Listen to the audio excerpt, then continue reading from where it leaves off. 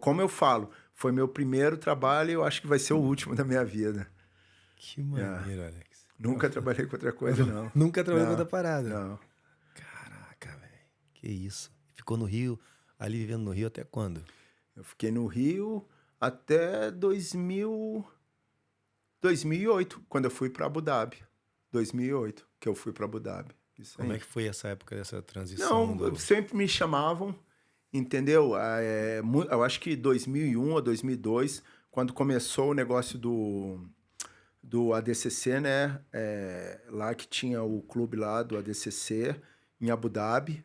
Eu lembro até hoje, estava acabando o treino de MMA, o Zé Mário me chamou e perguntou, você quer ir para Abu Dhabi lá, ficar 3 meses, sei o quê? Mas na época eu tava terminando minha faculdade na Estácio, estava terminando minha faculdade de Educação Física.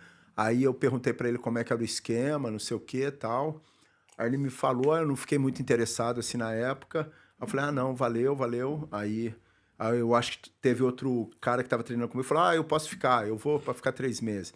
Aí foi, mas aí sempre, quando começou ali 2003, 4, 5, 6, sempre tinha um amigo meu que me chamava, perguntava se eu queria ir para lá para morar, mas aí eu nunca tinha interesse, assim, eu estava competindo bastante, estava lutando. Aí, em 2008, surgiu a oportunidade, foi estava melhor, o que eles estavam oferecendo estava melhor, aí eu acabei indo em 2008, aí fiquei lá até 2018.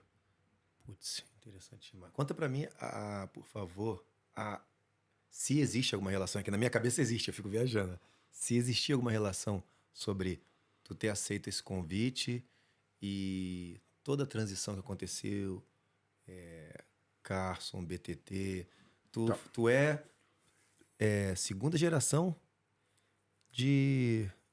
daquela galera da Carson Grace? Primeira geração? Não, teve ali, tem a primeira geração ali, que eu cheguei já estavam meio que parando, era o Pinduca, o pessoal isso. mais velho ali.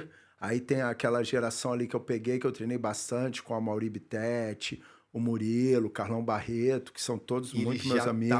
Já estavam ali, já, faixa preta, entendeu? Faixa preta, não sei o que já. Seria a terceira geração. Exatamente. Aí, terceira geração, tu pegou aquela quebra toda, exatamente. começo de BTT, exatamente. Não, aí eu treinei bastante com o Carson. Você vê, minhas faixas ali, até a faixa roxa. Foi o Carson que me deu. Tem até um caso engraçado que eu posso contar aqui. Eu ganhava quase tudo na faixa azul. Aí o Libório e o Murilo no campeonato, se não me engano, foi um brasileiro. Eles me deram minha faixa roxa no pódio. Aí eu chego na academia, no outro dia, na segunda-feira, o Carson viu, aquele jeitão do Carson, né? O Carson, você não merece isso, você não merece essa faixa. Quem te deu essa faixa? Você tem que tirar. Isso é um absurdo. Aí, né? Eu jamais fiquei com vergonha, fiquei bravo, que eu sei como é que o Carson era, entendeu? Aí o Libório chegou na hora lá e começou a conversar com o Carson, eles foram pro escritório ali, conversaram. Aí o Libório falou, Alex, ele queria te dar faixa. A gente deu, ele tá bravo mesmo. E se você quiser ficar, eu vou bancar, você fica. Eu falei, não, de jeito nenhum. Não tem problema algum. Eu tiro a faixa, não tem problema. Aí voltei pra faixa azul, fiquei um bom tempo de faixa azul ali, mais uns 3, 4 meses. Aí o Cássio foi e me deu a faixa roxa. Aí, depois disso, que começou a transição ali, acabou o Libório, o Murilo, algumas outras pessoas saindo para abrir a BTT. E como eu já morava com o Murilo e com o Libório, eles ainda falaram comigo, fica, você não sabe como é que é. Eu falei, não, eu vou com vocês, não sei o que e tal. Toda e aquela fui. gratidão ali, né? Exatamente. Tenho a maior gratidão pelo Carson. Eu cheguei a ficar uns 5 meses com o Carson nos Estados Unidos, não sei o que mais. Eu tenho uma gratidão, assim, com o Murilo, que é como se fosse um pai, entendeu? E o Libório, que eu tenho a maior consideração do mundo. Maneiro demais. Isso vem... continua ali. Para onde vocês mudam? Qual é o endereço? A geografia ali de distância? O Murilo era Copacabana, Academia do Carson. O Murilo já tinha a academia dele no Leblon, entendeu? Ele tinha academia no Leblon, mas nessa hora ninguém sabia para onde queria ia acabar indo. Mas aí a gente ficou treinando bastante tempo ali no Leblon, na academia do Murilo, mas depois ele e o Libório ali, o Zé Mário, o Bebel, eles começaram a ver um lugar e abriram ali na Lagoa, Rodrigo de Freitas, na Associação Atlética Banco do Brasil, a ABB. Aí começou lá, aí que foi aquele time que todo mundo sabe, que tinha Ricardo Arona, o Paulo Filho, que são pessoas que sempre treinaram comigo, que eram ali uma galera, o Carlão Barreto, tinha um monte de gente ali muito boa que E aí, veio para treinar ali. naquele treino ali todo dia, como é que era a tua rotina de treino ali? Ah, cara, é brabo, hein? Ali, cara, não tinha esse negócio ali, nego pergunta, como é que era? Cara, uma hora você cansava.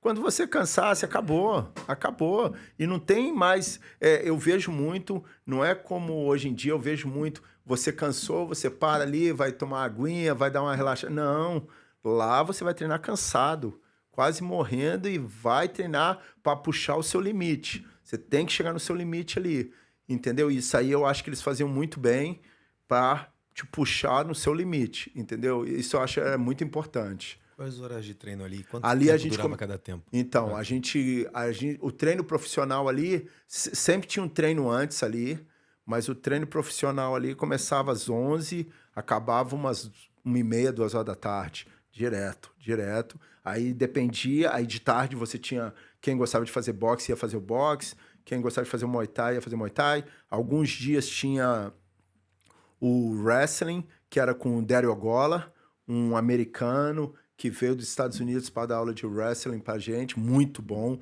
mudou o jogo de muita gente em pé, né, de queda, ele melhorou muita gente, entendeu? E sempre era muito bem dividido, tinha os dias que eram mais fortes, tinha um dia que era mais... E junto disso tinha a preparação física, né?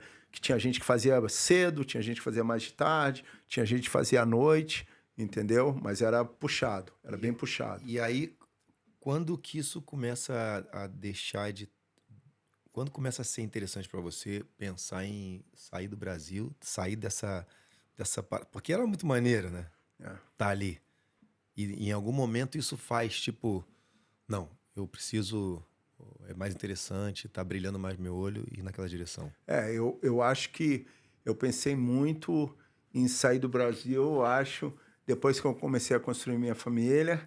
Eu casei com minha esposa em 2006, 2006, aí a gente teve filho depois, não sei o que, aí começou aquele pensamento de construir a família, e sabe que vida de lutador é difícil, ainda mais você tem que ir pro MMA, lutar, e naquela época não dava muito dinheiro de kimono, não dava, e sem kimono então nem tinha muito, Nem tinha. entendeu?